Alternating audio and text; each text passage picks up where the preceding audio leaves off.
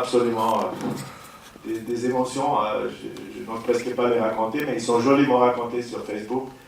Car je suis un peu gêné. Aussi avec Hiro Taniguchi, qui, quand je l'ai vu regarder les films, je ne sais pas, il y en a parmi vous sûrement qui ont lu la BD, il avait des yeux comme Hiroshi dans ses dessins, c'était très joli. Et s'il y a une leçon à tirer de ce petit voyage et de toutes ces projections, et que cette histoire, à la base, elle a été imaginée par un artiste japonais à l'autre bout du monde, baignée dans une culture tout autre que la nôtre, et pourtant elle est tellement universelle. Et je me rends compte à quel point on vit aujourd'hui des périodes un peu dures où il y a des replis identitaires, des extrémismes religieux, tout ça, il y a des malaises réels, et finalement on est tellement proches.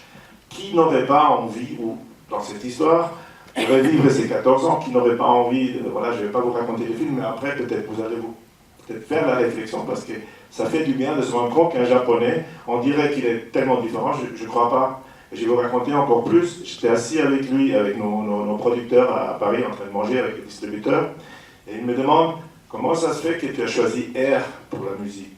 J'ai dit, je crois que j'ai écouté R quand j'ai reçu l'album, je l'ai lu la première fois. Je ne sais plus si je l'avais vraiment dans mon lecteur ou si je l'avais en tête. Il me dit, c'est pas possible parce que j'ai dessiné l'album en écoutant R. Il avait tous les disques de R.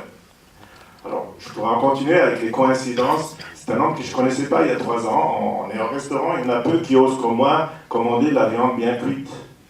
Surtout en France, hein, c'est très mal vu à Paris. Et il me dit, moi aussi, très timidement. Et après, tout le monde prend du vin, je prends une bière, et dit lui aussi. Alors juste, on ne les savait pas, on a passé une semaine ensemble, et on a vu déjà. C'est touchant de se rendre compte à quel point la différence, elle est finalement pas si différente, et qu'on est tous, quelque part, préoccupés. Les gens bien, les belles personnes, ont les mêmes préoccupations si c'est au Japon, si c'est à Nantua, en Italie, parce qu'on était avec les films aussi en Italie. Et les Italiens ou en Allemagne, c'est vraiment, il y a une réaction commune, ou une approche commune dans tout ça, qui fait un bien fou sur un plan général. Alors maintenant, je n'ai pas parlé beaucoup, je vous souhaite avant tout une très très belle projection. J'espère que ça ne se passera pas plus mal que dans les autres projections.